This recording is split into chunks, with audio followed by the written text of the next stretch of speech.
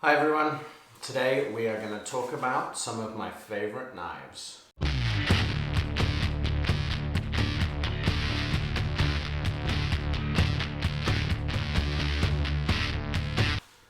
Okay, so this is the second video I've made. I made a video yesterday about my tent and my sleep system, which you can see behind me. Today we're going to talk about knives, because knives are fun. And realistically, I know some of the lightweight and ultralight backpackers out there may not say that knives are essential, but certainly if you're, I don't know, more into your bushcraft or just want to, have a little play, maybe whittle or do some carving or just, feel like a cool guy with a wicked knife on your hip, then knives are important. So the first knife I ever bought out here in Canada, I bought just after a short camping trip with some friends up on Mount Arrowsmith in Port Alberni, and they all had really cool knives, and I just had this little pocket folder which was a bit rubbish. It wasn't sharp, and it was just not cool. I had severe knife envy that day. So on the way back, I think we stopped at Cabela's in Nanaimo, and I bought the Buck 119 knife. I didn't really put much research into this. I really wanted a knife for general campcraft. If I wanted to batten some firewood, I wanted it to be able to do that. I wanted to be able to whittle and carve and things. So this knife, the 119, I mean, it looks beautiful. It didn't really fit the bill for that. However, I guess if I'm going to go hunting, it may be a great knife to go hunting with. It comes in a leather sheath. It's beautiful. It still smells fresh because I haven't really used this very much. But the knife, as you can see here, this is a beautiful, beautiful looking knife. It has a great grip. It's very comfortable. It fits in my hands. I don't know if I have big or small hands. I guess I have average man hands. But it fits. It's very comfortable. It's got quite a wide area on the back here, where if you can put your thumb if you are doing some finer work, I guess. It is super sharp. Out of the box, it was super sharp. In fact, I cut myself on this twice before even getting it home. And I guess that's why you shouldn't unbox your knife in a moving car. But it's a beautiful knife. There's no information about the tang, so I don't know whether it's full tang. So I haven't really used it for battening because I'm a bit scared about breaking it. But it is a beautiful, beautiful looking knife, and I'm sure it will come in handy at some point. The next knife I got was the CRKT Directive. It is drop point. So there are two types of this. They have the drop point and they have the tanto style. This is the drop point. It is, again, I'm going to say this a lot today because I love all these knives, but it's a beautiful knife. It's on a flipper, so you can flip it out like that. So, if you want to feel like a badass, you can just flip it open. It makes a very satisfying click, and then it locks in place there. You can see here it does have a finish on it to protect the knife from rust. But this knife is again, this was out of the box, super sharp. It was very well sharpened before being sent out. Similar to the 119, the Buck 119. It has a little area on the back here where, again, if you're doing fine work, you can put your thumb up here. I guess it's called choking up, actually. It has this little notch here as well. So if you really are doing fine work, you can grab it like this. And so you've got much more control over that as opposed to holding it here. It is also a very comfortable knife. And this is a great day-to-day sort of pocket folder.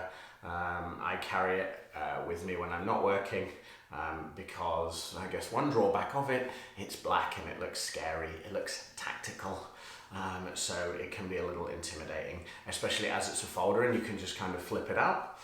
But again, beautiful knife, super sharp, holds an edge really well. I've used this a lot for day-to-day tasks, opening boxes, breaking boxes down. Seems pretty much that's what everyone uses their knives for nowadays. So that's the CRKT Directive. Again, another lovely knife. So, one night I may have had a couple of beers and I was watching some videos on YouTube of bushcraft and things, and I was maybe flipping Instagram at the same time, and an advert for Buck knives popped up.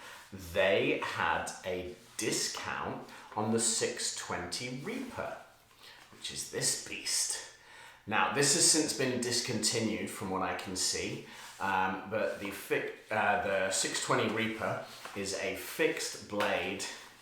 Again, it's in black, looks super scary, sort of has the kukuri shape to it. It is a fixed blade, so the tang goes all the way through. It's a full tang blade, sorry. So it goes all the way through. So this one you can abuse the hell out of. This has become my my camp knife. It is super durable, super sturdy.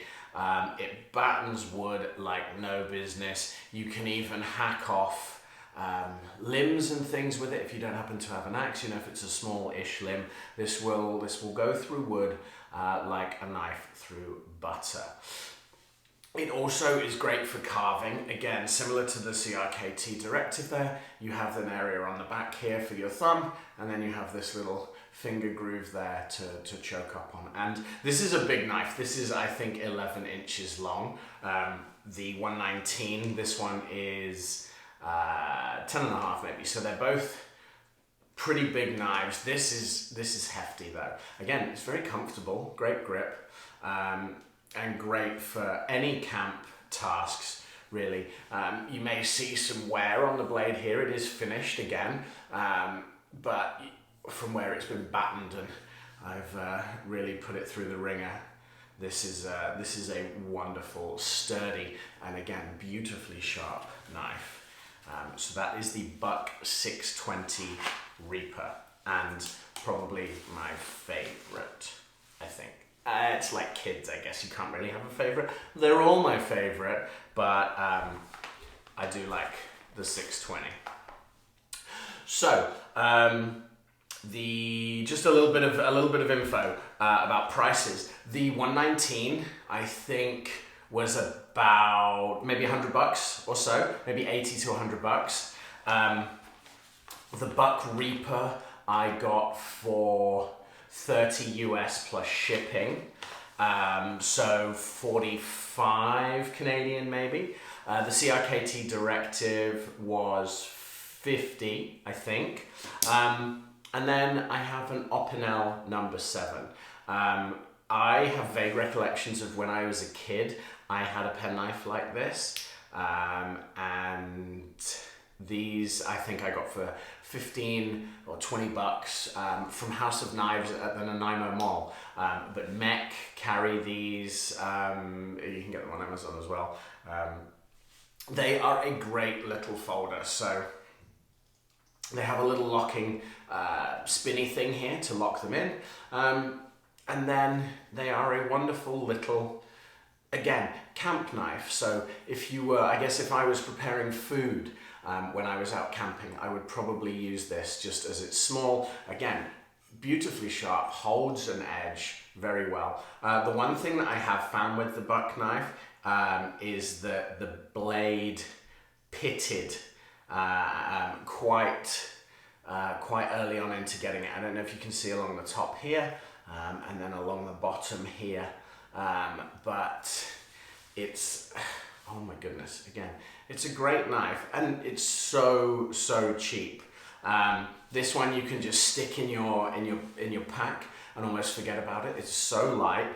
have it as your your backup knife in the woods while you've got the buck on your hip maybe. So again, Opinel, 15-20 bucks, super cheap, super handy. This is an Opinel number 7. They have different sizes. The Opinel number 7 is a great one in my opinion. So that's the 4 knives that I have at the minute. Let me know what your favorite knives are. So in the comments below, let me know your favorite knives, why you like them, if you agree or disagree on any of my ones. And yeah, thanks very much. Video number 2 under the belt, and I hope I'll see you soon with some more videos and more content. Thanks for watching. Bye-bye.